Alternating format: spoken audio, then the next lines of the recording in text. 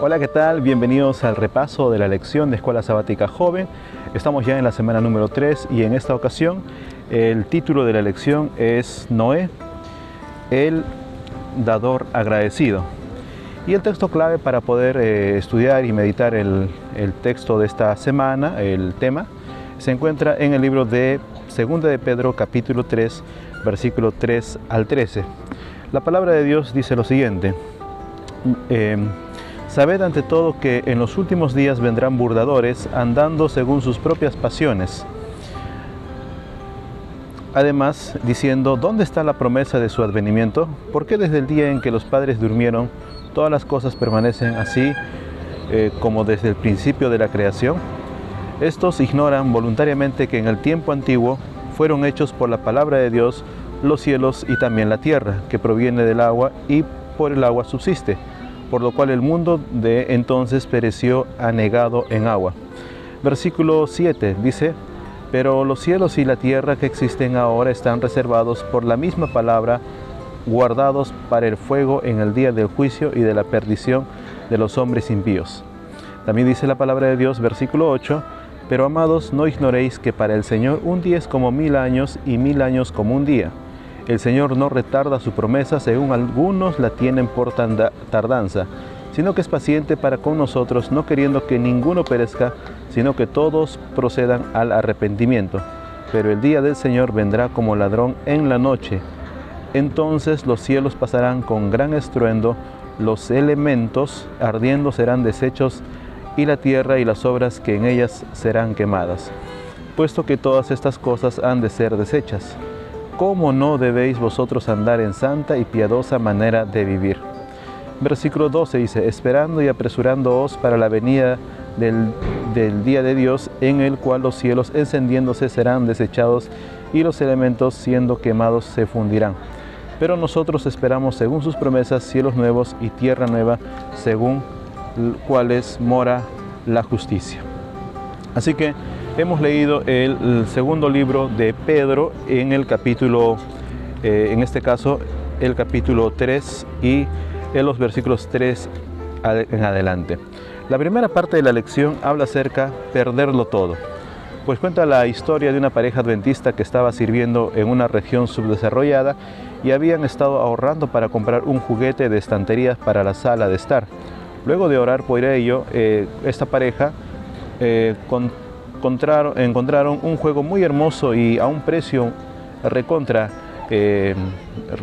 ahorrativo. De esa manera compraron y mientras ellos recibieron un llamado para poder trabajar en una zona muy pobre como misioneros. Y de esa manera aceptaron el llamado. Y esto significaba vender todo lo que habían comprado a un precio aún más barato. Es así que al final los misioneros reconocieron que al enfocarse en el regalo estaban dejando de lado al dador, quien da todo, quien es nuestro Dios, sus planes para ellos, para la salvación de otros. Y es así, muchas veces nosotros tendremos que tomar decisiones importantes en nuestra vida.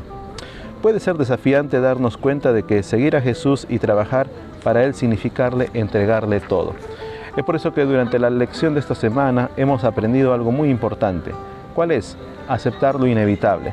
La lección hace un énfasis muy especial.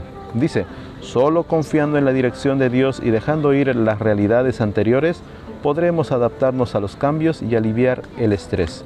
Además, importante recordar, apreciado joven señorita, que no se respetaban los derechos de la propiedad ni del matrimonio. En los tiempos de Noé, la sociedad era una sociedad totalmente corrupta, una sociedad que no tenía miedo a Dios, una sociedad en la cual cualquiera podía tomar las cosas del otro sin pedirle permiso y cualquiera podía de esa manera también poder abusar de las personas tomando las cosas ajenas sin pedir permiso. Sin embargo, Noé, en esa generación corrupta, Noé decidió vivir por fe y prosperar confiando en Dios y sus planes. Por eso es que la Biblia en Génesis capítulo 6 y versículo 9 describe a Noé como un hombre perfecto en su tiempo. Dice la palabra de Dios en Génesis capítulo 6 y el versículo 9, estas hermosas palabras referidas a este hombre de fe. Génesis 6:9 dice lo siguiente, la palabra de Dios: estos son los descendientes de Noé. Noé hombre justo, era perfecto entre todos los hombres de su tiempo. Caminó Noé con Dios, dice la palabra de Dios. Cuán importante es tener el ejemplo de Noé en nuestra vida, poder ser llenos del Espíritu Santo y tener una vida como la que Noé tuvo. Así que lo inevitable llegó, y de esa manera todo el mundo antediluviano fue raído de la tierra por ocasión del diluvio. Muchos se atascan en la vida cuando las cosas parecen imposibles, pero Noé y su familia avanzaron con fe, con una nueva mentalidad. Aceptaron lo inevitable y sin quejarse comenzaron a planificar según la nueva realidad, mientras intentaban convencer a otros de hacer lo mismo.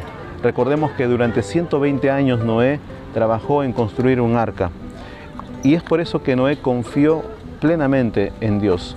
En su tiempo no había diluvio, no había lluvia. Crearon una obra que era innovadora para ese tiempo, crear un barco por la orden de Dios. Por eso es que Dios inspiró en Noé y en su familia para que ellos pudieran avanzar por fe. Por eso es que también en los días de Noé, la verdad presente fue el juicio inminente de Dios por medio del agua. Era un juicio, una predicación de juicio. Noé decía que todos procedan al arrepentimiento, y dice el espíritu de profecía, Ellen White, que incluso hubo personas que ayudaron a construir el arca. Sin embargo, cuando llegó el tiempo de poder ingresar al arca, muchas personas no aceptaron. Solamente 8 personas, Noé, su esposa y sus 3 hijos con sus respectivas esposas. Es por eso que aceptar o rechazar, solo hay 2 caminos. Esa verdad presente era un asunto de vida o muerte, que llevaba a la salvación o a la perdición. Noé predicó por 120 años, desde que fue llamado para poder construir el arca. Sin duda alguna, hoy por hoy también hay un mensaje para todo el mundo, el mensaje de los 3 ángeles. Es por eso que la lección resalta algo muy importante. Dice, cuando lo que predicamos le sigue una inversión nuestra, quiere decir que realmente creemos en lo que predicamos. Recordemos que Noé invirtió todo su tiempo, todo su dinero para construir el arca. Y de esa manera, Noé, al comenzar a construir la nave e invertir todo lo que tenía en ese proyecto, Noé testificó ante el mundo cuán profundos eran sus convicciones sobre la verdad presente. Y es así que, al final de su obra, Noé se había quedado sin bienes materiales, y Dios lo llamó a entrar al arca. Cuán importante es entonces que cuando se cerró la puerta, por primera vez, él no tenía posesión alguna fuera del arca. Es por eso que cuando él se volvió a abrir la puerta después de que terminó el diluvio, volvió a abrirse la puerta y no había nadie más acaudalado que él en el mundo, puesto que era el único sobreviviente.